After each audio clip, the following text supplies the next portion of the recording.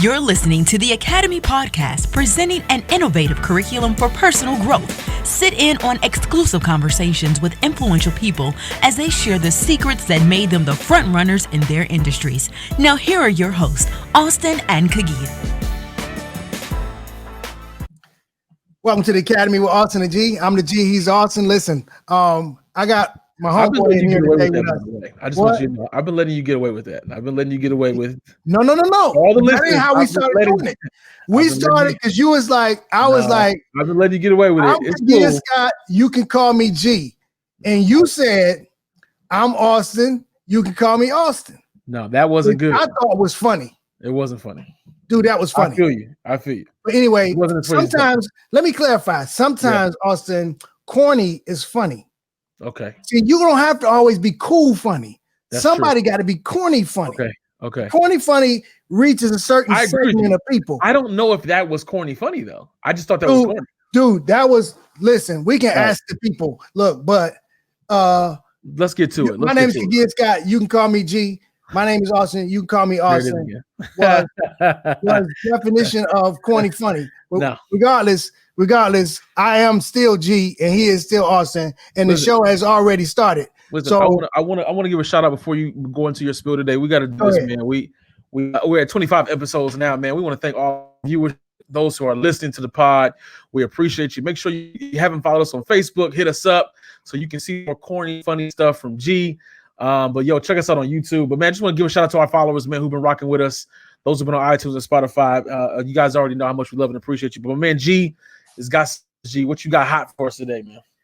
Well, listen, I'm about to preach. I already did it. It's a pre-recorded thing. Okay. For Pine Forge Academy for Vespers. Mm-hmm. So after I turned it in, I find out that my homeboy introduced me.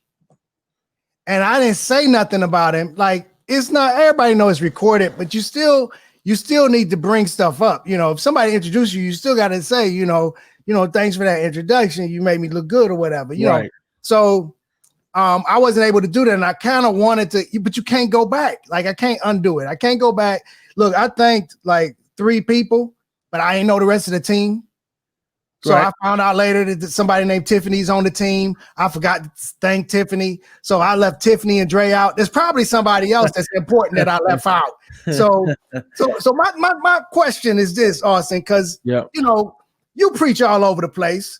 You're one of those guys. That's not true, guys. You're on the chilling circuit. You're one of those guys. So tell me how important is it to thank everybody when you stand up? Because, you know, you go to some of these churches, man, and they be thanking people for 5 minutes. And for real, I'll be ready to preach. That's true. I'll be ready to get in. There's art to it. You got to thank the lead man or woman that's the senior. Then you thank his staff. Don't mention everybody. Just thank the staff. The staff gives the pass. And then you got to say it in such a way like this word is so hot that I can't even thank you. I can't give you thanks. I can't thank you for the hospitality was good. Thank you for your staff. What I'll do is I'll say, I wish I could thank everybody, but the Lord has laid a word on my heart today. And can we get into it? And the folk are like, oh yeah, absolutely, get into it. But now when we're online now, I'm like, yo, thanks so-and-so. Appreciate you and your staff. God bless you. And I go right into it, man. There's some guys who are well, now I won't call them jerks. They've mastered the art of just being like, all right, this is what the text is. Let's get right into it. That's it. They don't thank nobody. They just get into it. And I wonder how offended people are when you don't. I know it's not offensive if they kill it though. If they kill it, like who cares? Like I'll be thanking you at the end of it. So it really don't matter. But I feel there's some people who just kind of get into it. It's like he could have said thanks to the pastor's wife or the people. Right, because somebody put you up. Somebody did all the legwork. Yeah. Somebody like the sound team was real helpful sometimes, you know. Right. Dude, sometimes I be wanting to thank like the people who've been humping is not necessarily always the preacher that brought you in. A lot of people have been putting in work to get you going, and I kind of want to thank all them, but it takes away. You know what I want to do? Yeah. I want to as right after the introduction, I want to thank everybody then I want to sit down and I want them to do the song. Then I want to come up and preach. That prolongs it though. What? That prolongs it. Don't just say no. What I'm saying is I don't care if it's long. It's just that it don't match my sermon. Like I want to get into this word.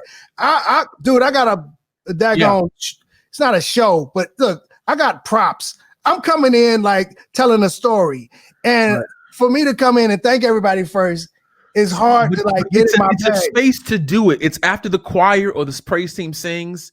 You thank them first for ushering the spirit in, regardless of how the song went, though, because sometimes they don't, but, and then from there, I want to thank the and staff is key, or the leadership team. That's another thing. Yeah, that's another thing. When the song is too good, that's true. My sermon changes. That's different though. If it's like the Aeolians, you got to ride the wave. Right. You got to keep that thing going. Yeah. You can't just go in. Yeah. Sometimes you go in and you're so quiet, you just let everybody keep on praising, and you just getting your papers together. That's true. But yeah, if it's too good, I have to preach on ride it. Yeah, I think that's okay. It also depends on what event you're into. Like if you're preaching for camp meeting, like you got to thank the president. You got to thank. That's what you got to do. But if it's like Pelk, or and for those who don't know, Pelk is a pastors conference that happens every year in December in Huntsville, Alabama. But sometimes you just got to get up and go. So I'm with you though. I'm with you on that. All right. Good. So speaking of introductions, I want to introduce my man Andre Campbell. Yes, sir. Classmate of mine from CO90, class of 90, Pine Forge Academy. Ooh, class of what year? 1990, man. 1990, baby. 30 years ago. You guys want to know that 1990, half of the podcast was in diapers. I just want you guys to know that. Half of the podcast was old when I started. We have a big range of listeners. All right, that's why we half of the folks listening in 1990 were already had their own kids graduating. Yeah. Yo, so, what's up, Andre? Man, how you feeling, man? Man, it's good, man. It's great to be here, man. Thanks a lot for having me, guys.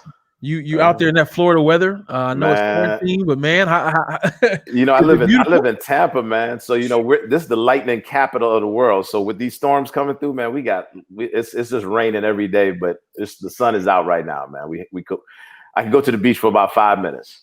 That's it. There you go. Now I've been to Florida, dude. Every summer around June, it'll rain real hard for a good 10 minutes.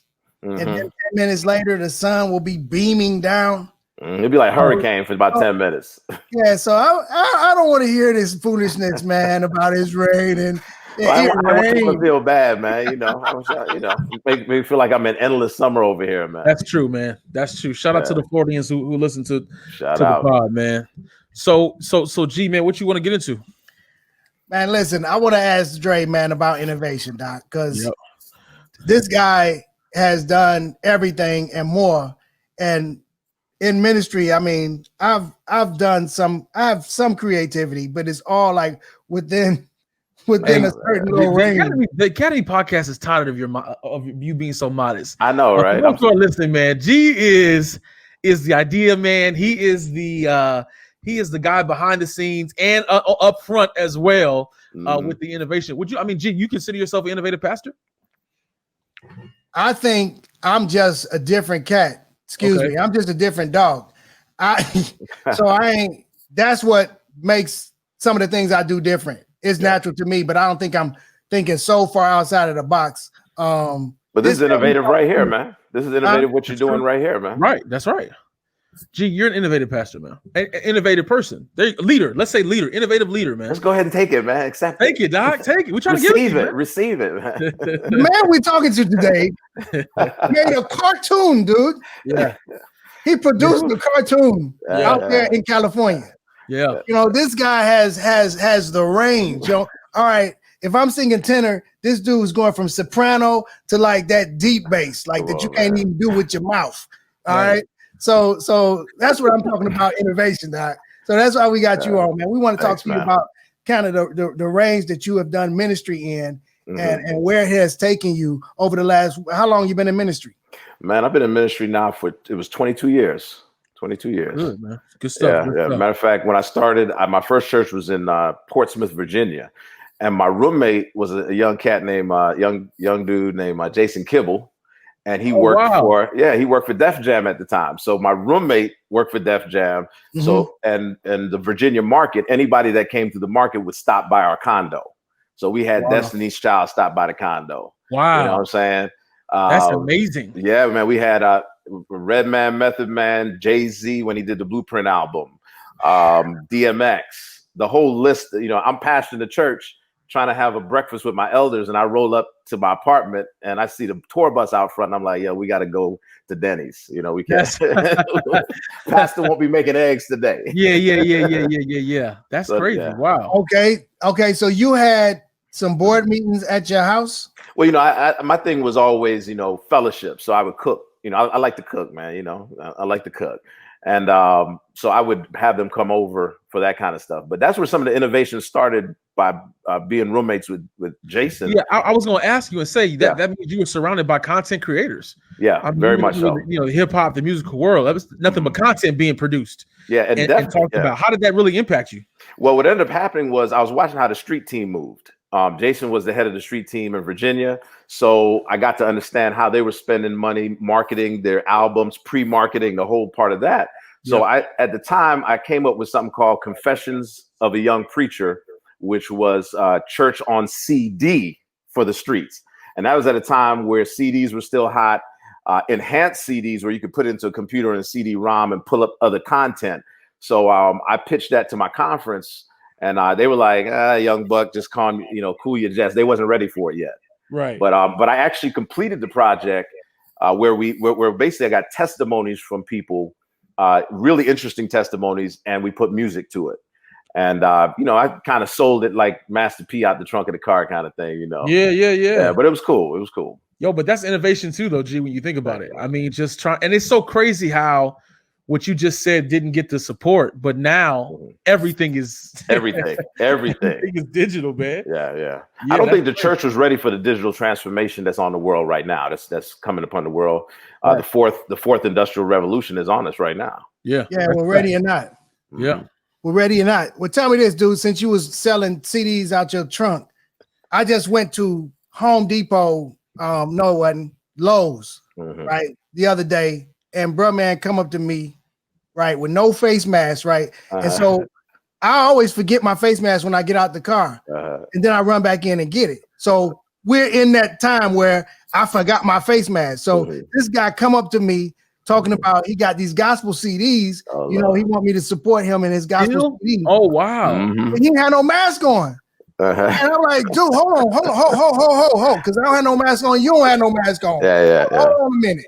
And he just kept trying to tell me about his stuff. Then I was thinking, hold on, when I was in Myrtle Beach, they was getting me in the parking lot of Walmart. And I'm thinking, man, hold on. Is this gospel? Is this a hustle? Because how are they doing the same thing in Myrtle Beach that they doing here up in North Carolina? I think it's the hustle, man. It's the hustle, bro. Now that you said you was selling CDs out your trunk in Virginia, then maybe my man was for real, man. But I was kind of thinking I was side-eyeing him a little bit because I'm like, hold on, man. Is this a hustle? I mean, can we say it? Sometimes the gospel ends up being like a hustle, man. You got, you know, it depends on who's pushing it. Yep. You know. Yeah, man. We see it in the digital age too. Some stuff is always a gimmick. Some stuff is just people just putting stuff out to put stuff out.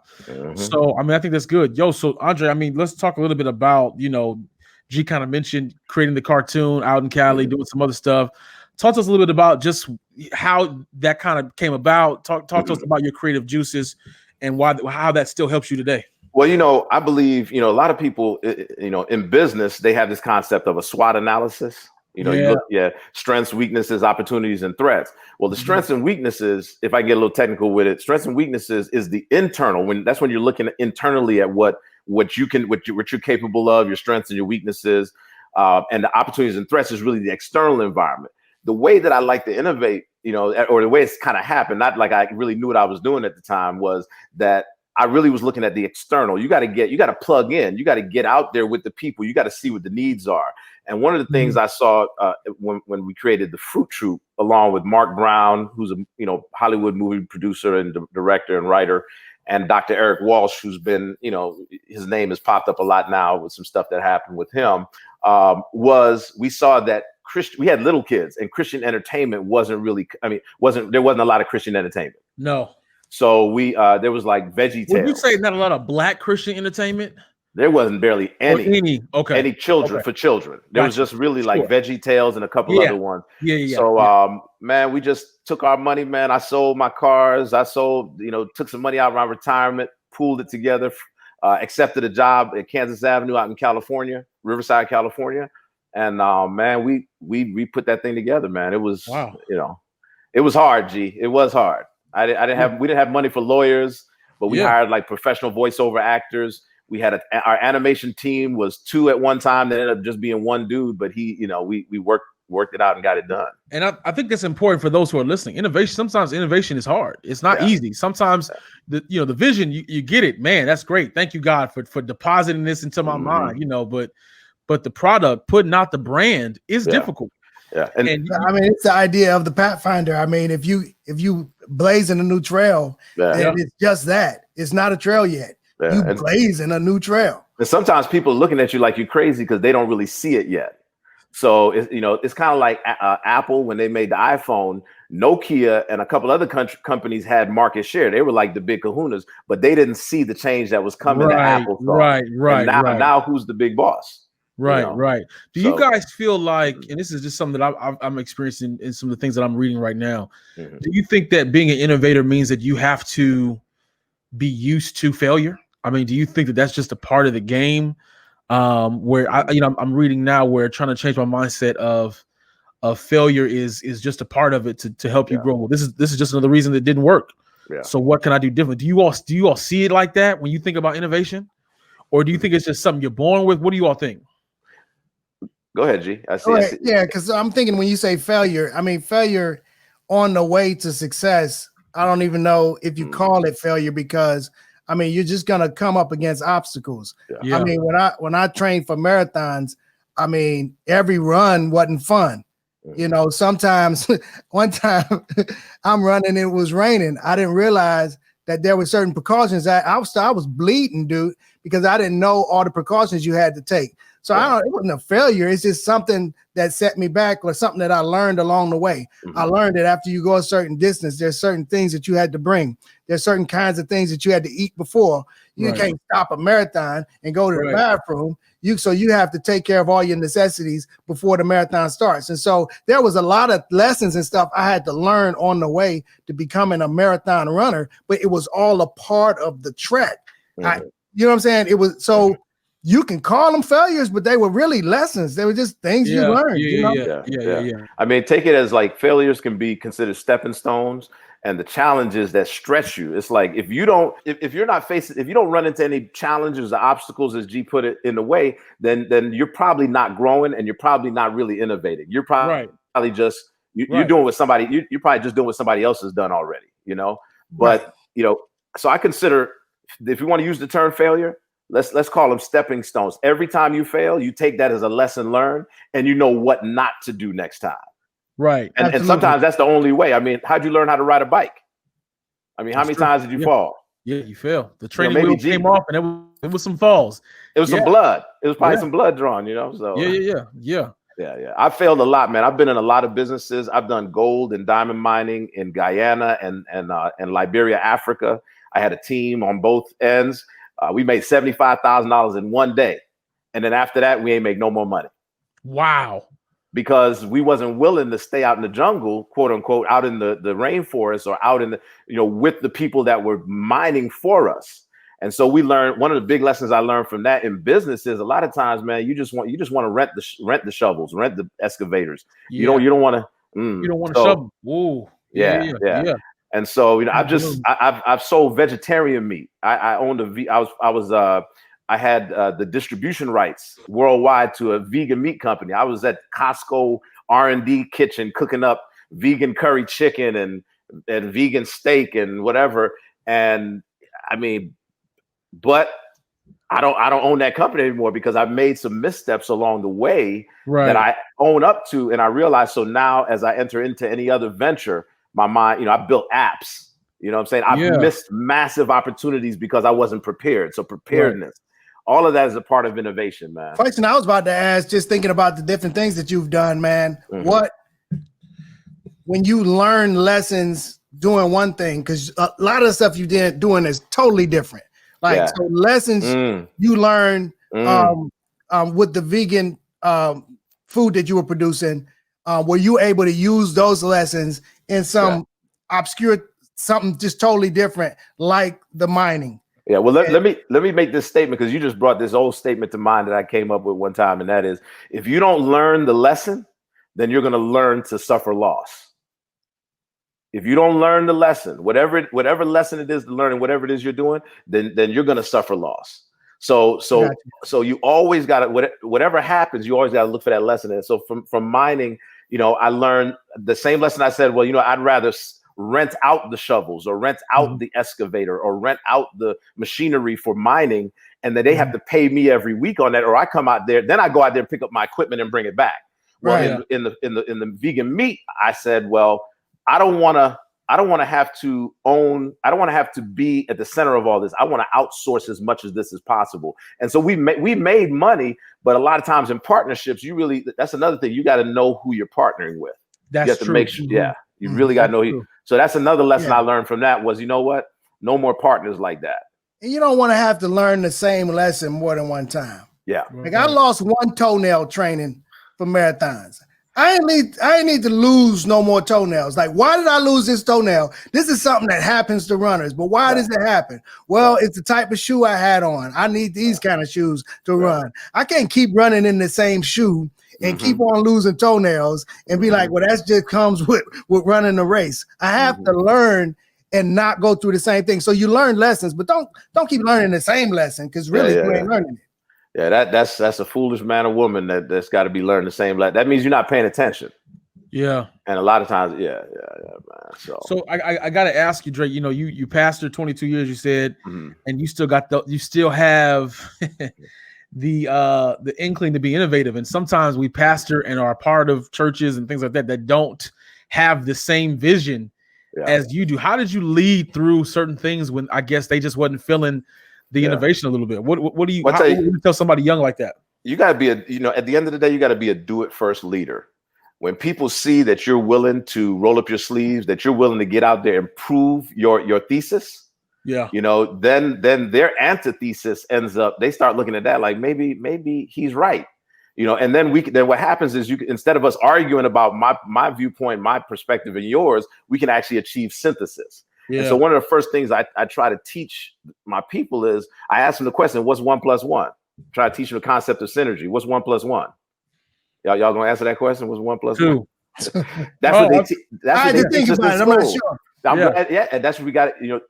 They teach us that it's 2 in school, and so all we know how to do is just put 1 + 1 and get 2 every single time. But the reality is that 1 + 1 could be whatever you want it to be. You can create synergy. So my parents got together and had my brother, and 1 + 1 became 3. Then they had me, 1 + 1 became 4. They had my sister, 1 + 1 became 5. If we start learning the concept of synergy, we can build bigger things together. Right. We can build bigger things together. And so I used that concept at churches, and I said, look, if we focus our money, like my second church in Orange, New Jersey, we had a lot of young CNAs, single mothers and young men and people that were CNAs. They were making at that time maybe $8 an hour, 2000, wow. 2000. So the church looked at its resources and we said, look, how can we maximize? How can we also, benefit our members, but also help the bottom line of the church as well? Because the church has, no funds, no money, no mission sometimes, right? So we said, why don't we take some money? We found a program that was only $3,700 for a whole RN program, right? Wow. All you need was your high school diploma to get in. Right. And we said, why don't we take like $20,000, $30,000 and sponsor a certain number of people to get their RN in 2 years? They had an associate degree, and they would be able to now. And we had an agreement that for 5 years, you would stay and at least help the church out and help us so that we can do this for other people. Wow. And that's the kind of innovation that we need in our churches. That kind of stuff, looking at the needs of people. Listen, I know you're talking about innovation. However, I still would like to steal all your ideas. I don't think that's public domain, brother. Public domain. Yeah. Every sermon, every story, every idea. Just put Tagia Kumafi Ikabotham Scott in there. You know, it is. Yo, listen, that is awesome, man. So how did you stay there long enough to see that happen? You know, ironically, I left right after that, and they started to implement that, but they also implemented some other projects that we had. You know, a lot of people had immigration issues, and we were like, let's the church put out money to help these people, to sponsor these people and get them through.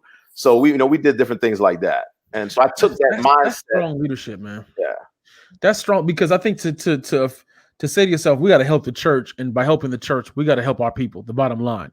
If we get folk to get trained, get jobs, put them out there, that in turn helps the church out. That's leadership. Gospel. I think that's gospel right there.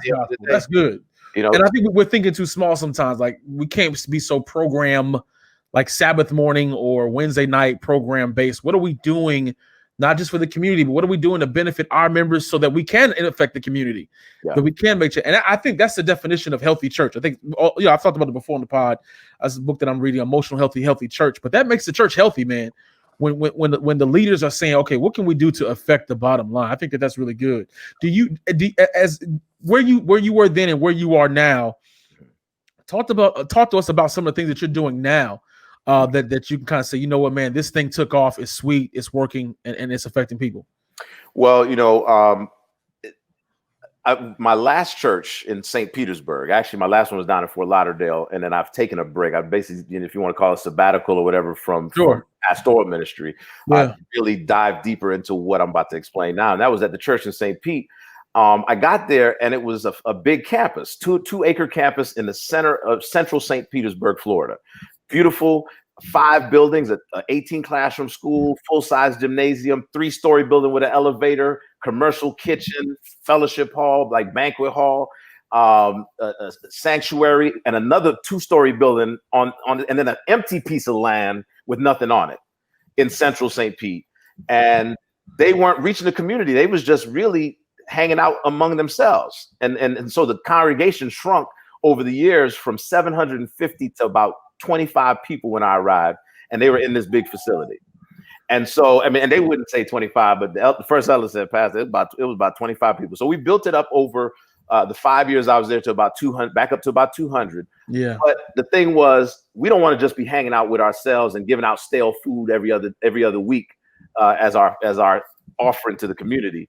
I said, the Lord is going to send somebody here, some people here to help us. And the Lord sent something amazing. The Lord sent some missionary-minded people, some people who had done their own mission work, like went over to Belize as missionaries. One lady, she had gone over to Indonesia as a missionary. So that lady, she showed, a matter of fact, G, you might know her.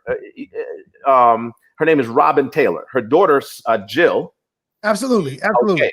Robin showed up out the blue. She had been in Florida for like 2 years. She retired from the nursing department at Oakwood.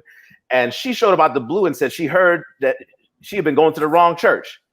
And that Sabbath, I said, God is going to send us somebody that's going to help us get out and become the go-to church instead of the come-to church.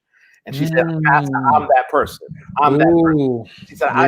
She said, I've got a homeless feeding ministry. Talk about innovation now and where I'm heading today. Homeless feeding ministry called Isaiah's Place. And she kept saying Isaiah 58. It wasn't sinking in. Because I'm not going to lie, I done read the whole Bible 3-4 times. But probably when I was in Isaiah, I was probably like, she just kept quoting Isaiah 58. And she was feeding she was doing about 1,000 hot meals a year from her house, meaning she would cook at her home. She had and all the rooms with food, full of food, and her family was complaining. And so right away I said, what do you need? She said, I need space. I need a little bit of funding to just help, whatever. And I need some volunteers. I said, you got it. And so in 3 years after she showed up, she went from feeding 1,000 people a year, hot meals, to over 10,000 people a year right there in St. Pete. And we didn't do it at the church. We would cook at the church. Sabbath morning, we cooked breakfast, fresh. I'd be in there in my suit, hawking them grits and scrambled eggs. And for those listening, the brother still had to preach as well now. He still had to get the word ready for all the young preachers here. We can still serve and preach, brother. Listen, man, ain't no better sermon than serving. That's it. Yep. My mantra is consistent sacrificial service. Sacrificial service to others as we share the love of Christ has always been my mantra. So I'm like, whether whether the Holy Spirit had to come through on that word or whatever, we were going to make sure we actually took care of the people. And so the homeless people began to talk about our church in the streets. And then so other non-denominational churches that were serving heard about our church and then came and joined us and would be there on Sabbath cooking with us. While I'm in the pulpit preaching, they're piping the sermon into the commercial kitchen with all these people getting food ready for hundreds of people that will go out. And we joined with the Catholic charities to serve with, it was just crazy, man. So you let God let loose, man, and amazing things will happen. So that leads, even going back to your girl, man, what she needed was the exact same thing you have. Like, you have volunteers, you have space sitting around. Right.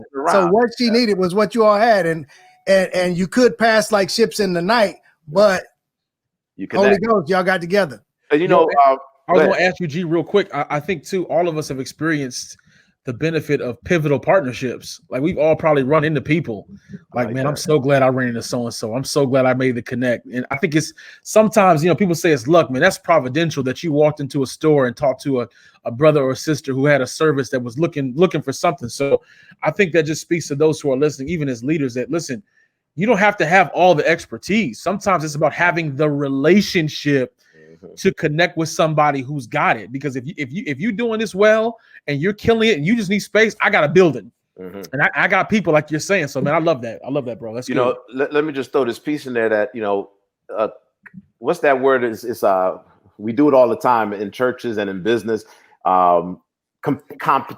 Competition. We're always very competitive, right? We're trying to keep our members.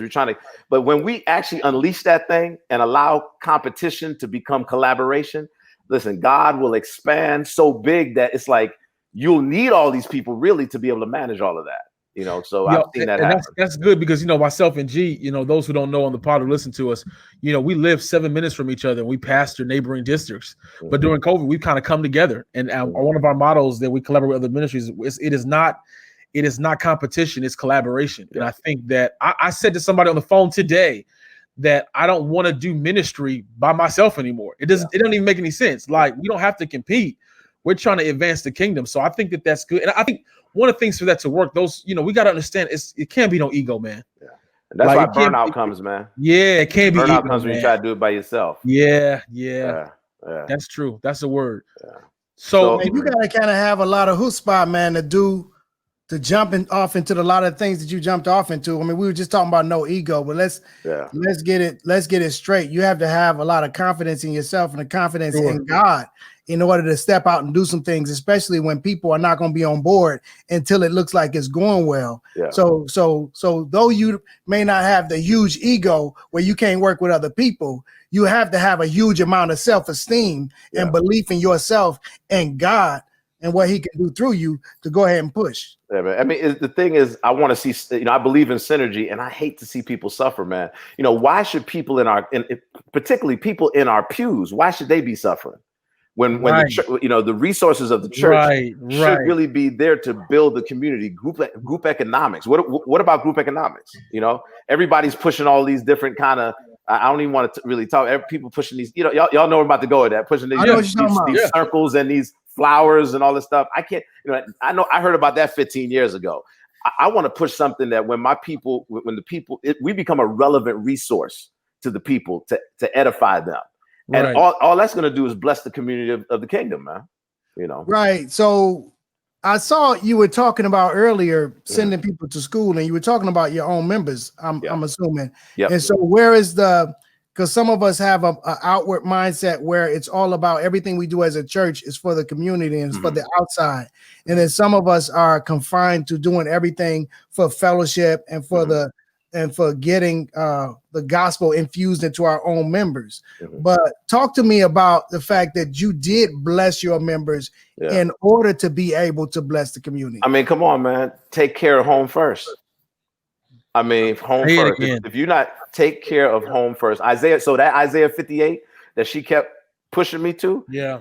I read it in Forsake not your own. Forsake not your own flesh. Like in the midst of all that you're doing, all the people you help, all the rebuilding of the community, forsake not your. And I went to the Message version. It literally says, "Don't forget your family." Remember, so my immediate family, and so I made decisions in ministry based on my family, and they know it. And now my family loves me even more. I get. That's it, man. Real. That's it. That's real. Church members, when they know that you care about them. That's true. That's true. They don't really care about the hottest sermon you preach, but did you come by? That's the hottest sermon. The hottest sermon is when they were getting evicted. If they didn't say nothing to you till they was getting evicted, that you show up with the U-Haul truck and 5 deacons. Yeah. And again, it's this concept of arms versus legs. I mean, are you gonna give somebody something that's gonna just help them pay their utility bill on one given month when 5 of the 12 months of the year they have problems with their utilities? But or you're gonna do something to help them get in school, or you're gonna do something to help them that where they can be able to sustain themselves. And so it's a different type of help. One type of help might make you feel good, but it doesn't really fix the problem. It doesn't get to the root of it. So a lot of us can help. I mean, we got policies where we only help once a year, but we help with the type of stuff that's it's just constrained to one moment in time. It's we're dealing with the symptom, not the root problem. Everything that we're doing is touching it. We're just, like my grandmother used to say, when you pull a weed out the ground, that's not gonna get it done. You got to go in there and get the root. So I think that, like you just said, we have policies in place. Those of us who have smaller churches where we bless a family once a year for this, or 6 months, you can't get it multiple times. And I think there should be policies in place for certain things you don't want the church or your business or your organization to be taken advantage of. But there should be a culture to say, look, man, we've got to find a way to not only help but build. And I think that's the thing. I'm gonna help you pay this light bill, but how can I build you up? Like where are you working? Do you need training? Do you need some type of support? And I think that's start asking those questions, and you'll start realizing where the real need is in your congregation. Absolutely. I look at go ahead. Well, I look at let's use the concept of a seed, right? A mango seed. You go ahead and you plant that seed, and eventually that seed is going to sprout, hopefully, into a tree, and that tree is going to bear fruit, and that fruit is going to feed others, and those seeds are going to be planted and sprout other fruit. So I think if we really started to understand how important it is to invest in our congregations and invest in our neighborhoods and take care of people, the dividends don't come right away, but that's a long-term investment. But when that thing sprouts, man, it's going to be the sweetest fruit and it's going to be the sweetest fruit people ever had. That's sweet, man. Yeah. And as Seventh-day Adventist ministers, those of us who are in Seventh-day Adventist ministry, and we're only in a district for 4 to 6 years, or sometimes less, we got to be willing to have a long-term vision, even though we won't see it out. We got to be willing to be molded.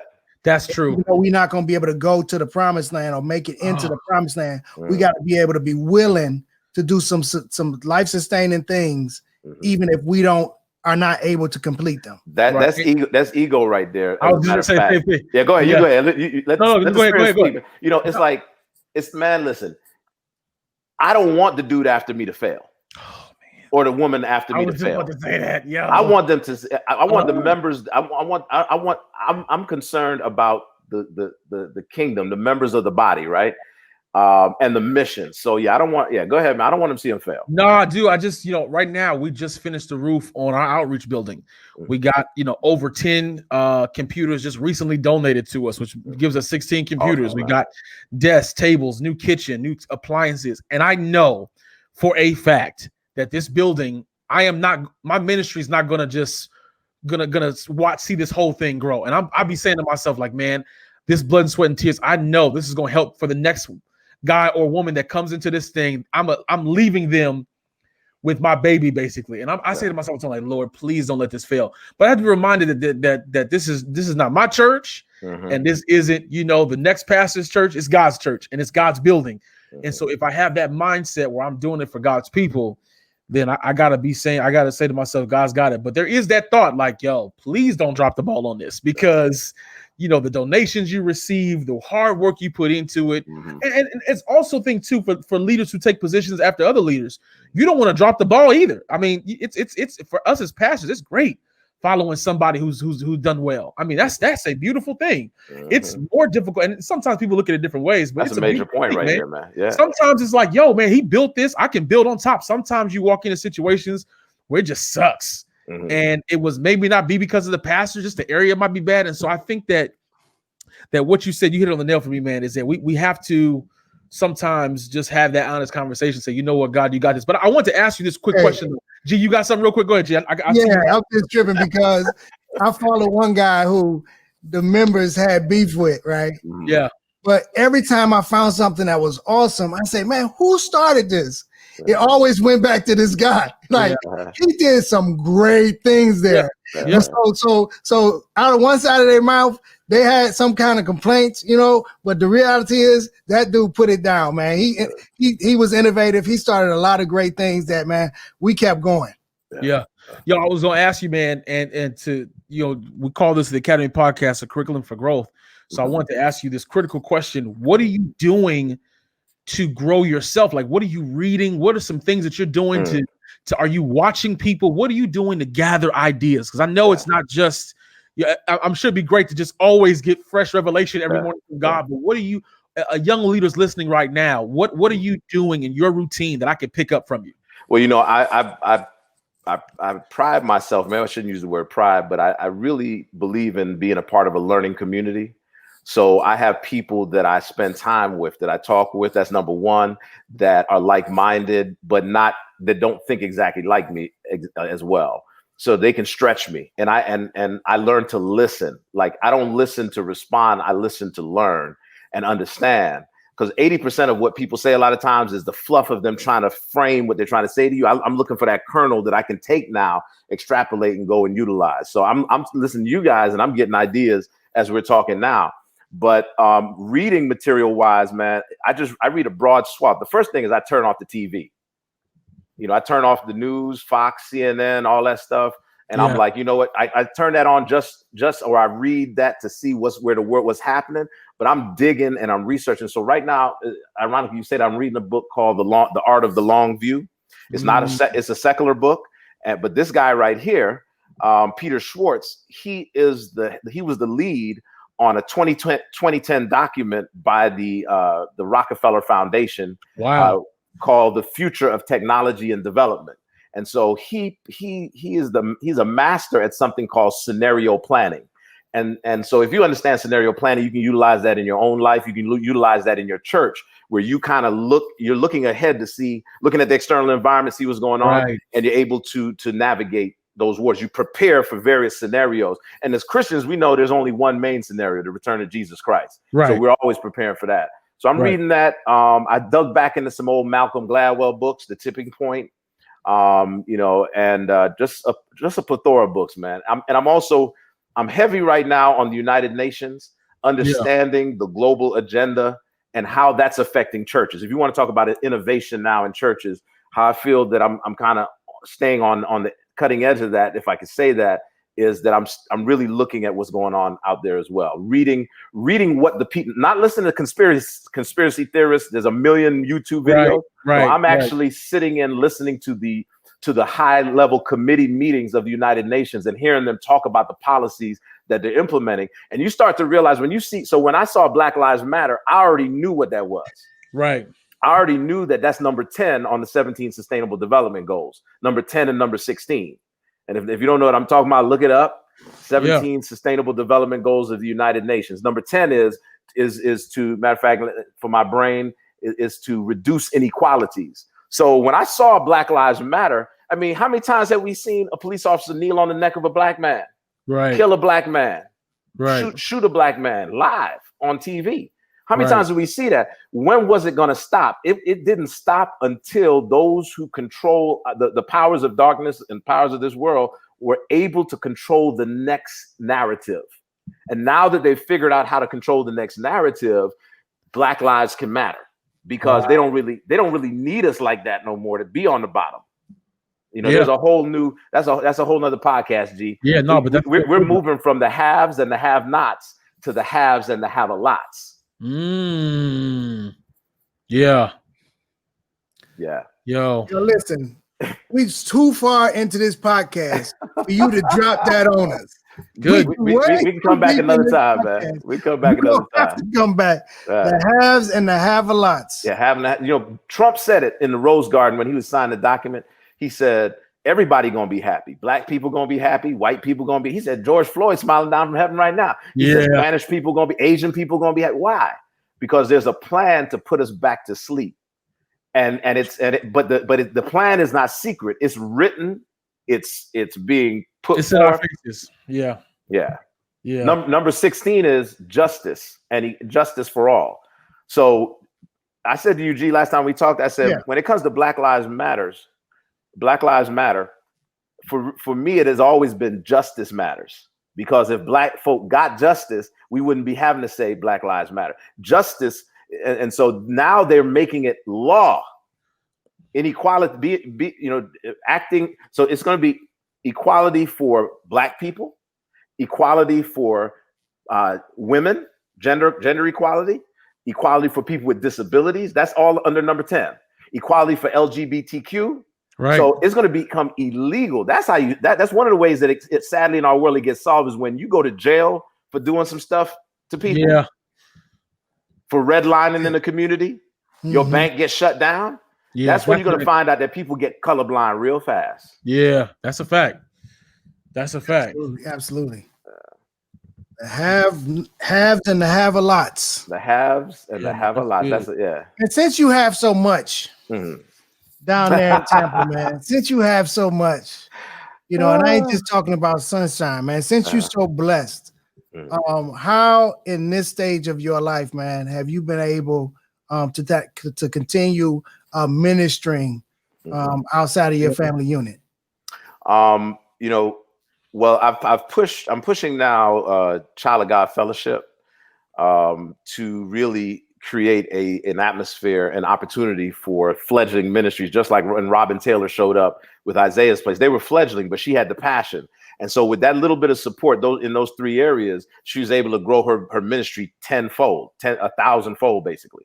And so, we have people, ministries that we support in that way, and we're looking to do more of that, and not just in Tampa, but to expand across the United States. I have groups in London, I have groups in the Caribbean that are just saying, we're ready to get on, just tell us what to do. So, I hope people know that there's a food shortage coming upon us, that Vietnam and China and Thailand, Taiwan, those countries Asian countries have stopped shipping food exports to the United States. And we've had to plow under our fruits and vegetables, slaughter certain animals for the meat supply, and the meat packing factories and the fruit and vegetable packing factories are shut down due to COVID. There's a whole nother reason that's happening, and that has to do with automation, because 80% of jobs right now can be automated. Right. So those factory workers are not going back to work. So that's can I we have a few more minutes I can segue into what that means for ministry. Yeah. So because the global agenda is to with the 17 sustainable development goals, those goals, the first 5 or 6 of them take over the responsibility that the church should have taken on. But in the last 10 years here in America, the Christian denominations collected something like $480 billion, but the peg for poor people among us didn't really move. And so one of the presidents, it might have been President Bush, the last Bush, called in all these mega preachers and kind of roasted them. Like, what did y'all really do? And now what we don't realize with the faith-based initiatives, the government is now taking over the role of the church. And so the churches are shut down now, and the members are sitting down saying, well, we can't wait to get back in the church. Well, the question is, when you get back in the church, what you really going to do? Because our world has changed, and I don't believe we're going to end up back in the church as we once were. So we've got to decide how we're going to pivot as we return. Yeah. With the government taking on those responsibilities, the church has to now think, how can we still be a relevant resource? How can we still maintain access when access has actually been taken away from us? It was easy. You can kind of twist somebody's arm or hold out a carrot and get them into your building, but now that's tough. So what I'm putting forth to my brothers out there in ministry, the way that I'd like to see us innovate is let our churches become total resource centers where we have the opioid addictions. Most of our churches are in these communities that have that, right? Right. Opioid addiction counseling centers are going to become a requirement. is going to be a necessity in our community. Mental health, people not returning to work as they once were. They're at home with the kids. My kids are in virtual school right now while I'm sitting here. Virtual medical visits and everything gone virtual. We're being funneled. That's part of the haves and have-nots. The haves are good. They're going to be given some universal basic income. I don't know if that's a topic that's ever come up. It's called a social protection floor, right? Because if you're not working, there's got to be some means of income, right? And that's what happened with Social Security for older folk. Once they stopped working, the government gave them money to survive, but they based it off of whatever. So we've got to create these kind of programs for our communities, and that's how people are going to end up coming back into our buildings. Social distancing, wearing their PPEs, but we've got to reimagine our buildings, or what's the other word I'm looking for? We got to restructure what we do in our buildings, man, and we can really knock this out the ballpark. That's good. Yeah, man. I'm thinking about the manual, and I'm thinking about when Chuck we the do manual, church man. elections. Chuck the I'm manual. thinking about church elections, dude. I'm thinking that we don't even have the positions. Some of those positions are obsolete.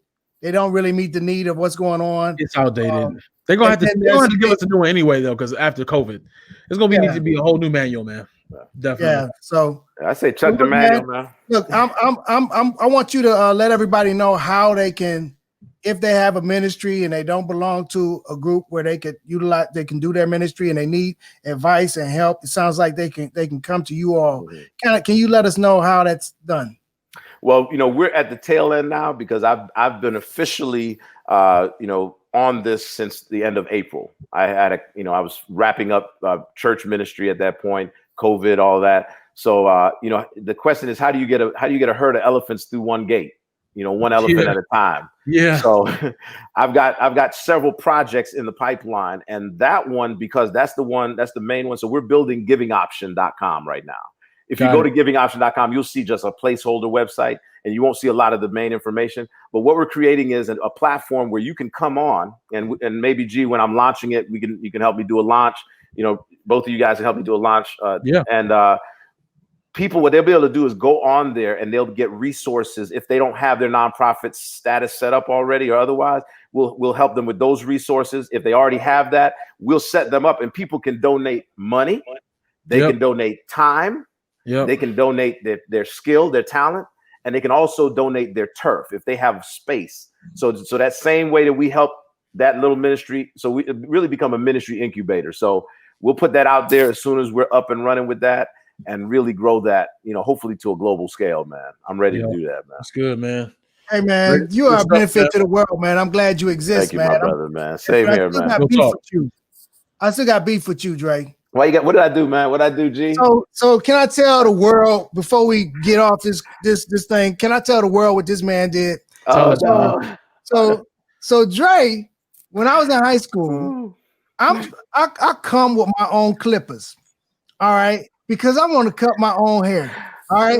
So I got my own clippers. Great. Everything's good. Everybody going to the little shops and, going to Malcolm, going to these different people to get their haircuts. I don't have to do that. I got my own clippers. I'm good.